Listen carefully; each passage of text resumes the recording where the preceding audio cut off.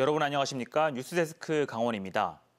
지난 13일부터 최대 300mm가 넘는 장맛비가 내린 강원 지역에서도 피해가 속출했습니다. 지역별 누적 강수량은 원주가 332mm로 가장 많았고 정선 311, 영월 306, 평창 279mm입니다. 특히 시간당 30mm의 폭우가 쏟아진 원주에서는 60대 남성이 하천 급류에 휩쓸려 숨졌으며 도 내에서 옹벽 붕괴와 주택 침수가 잇따라 63개 가구, 주민 103명이 대피하기도 했습니다. 또 정선군 군도 3호선에서는 6,000톤 넘는 돌더미와 토사가 쓸려 내려와 도로가 통제되고 영월군 산솔면 녹전중학교에선 학교 옆 3m의 나무가 넘어지며 철제 펜스가 파손되는 등 공공시설 13곳에서 피해가 잇따랐습니다.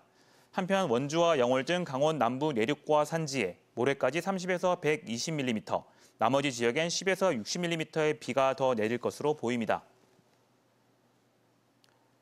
장애인은 보건복지부가 지정하는 활동 지원 등급에 따라 매달 일정 시간의 돌봄 서비스를 받을 수 있습니다. 그런데 높은 등급을 받아 충분한 시간을 보장받아도 야간이나 온종일 서비스는 말 그대로 그림의 떡이라고 합니다. 왜 그런지 유주성 기자가 취재했습니다.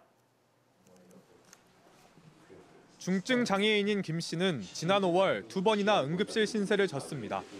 자력으로는 음식물을 섭취할 수 없어 콧줄을 통해 영양분을 공급받는데 돌봐줄 사람이 없었던 밤 사이 콧줄이 빠진 겁니다.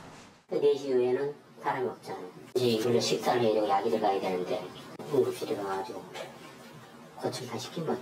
김 씨처럼 주변에 도움 없이 생활을 하기 어려운 경우 보건복지부의 심사를 거쳐 장애인 활동 지원 서비스를 받을 수 있는데 말뿐이지 실제 24시간 돌봄을 받기는 어렵습니다. 장애인 수에 비해 돌봄 서비스를 제공하는 활동 지원사가 턱없이 부족하기 때문입니다. 원주의 경우 중개센터에 소속돼 활동하는 장애인 활동 지원사가 600명인데 지원을 받아야 하는 장애인은 1.5배가 넘는 900여 명에 달합니다. 서비스 제공 가능 시간으로 계산하면 1만 4천 시간이나 모자랍니다.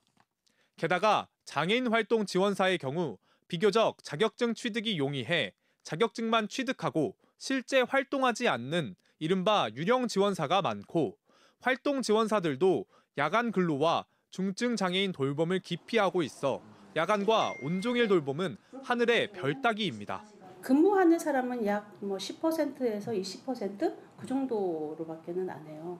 아마 자격증을 좀 따놓으려고 하는 그런 경우가 많고 야간에 근무하는 사람이 저희 전체적으로 봤을 때 약 10% 정도?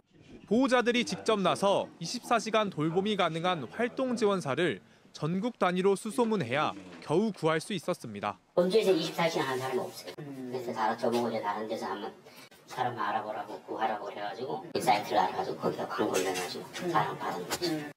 서비스 희망 장애인 10명 중 8명이 활동 지원사를 구하지 못해 이용을 포기하는 실정.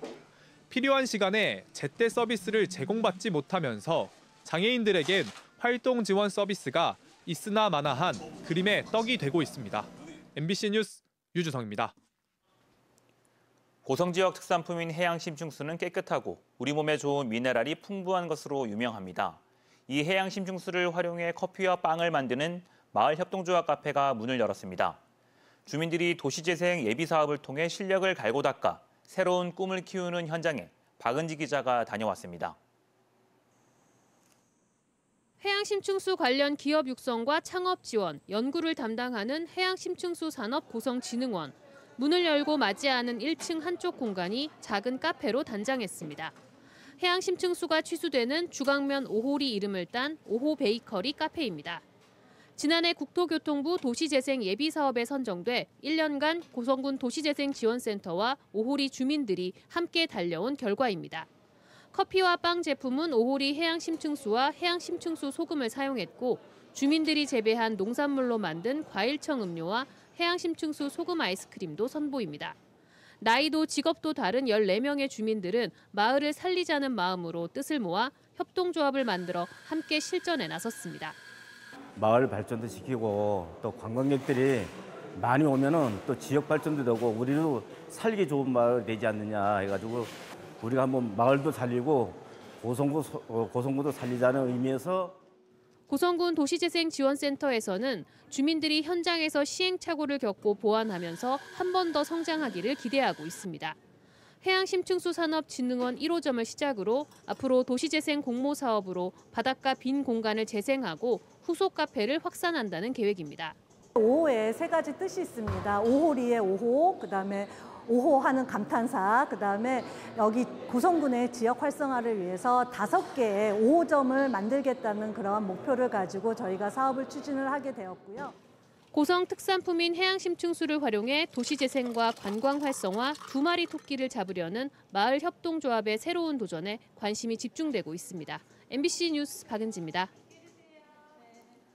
강원도 제2청사가 오는 24일 공식 업무를 시작합니다.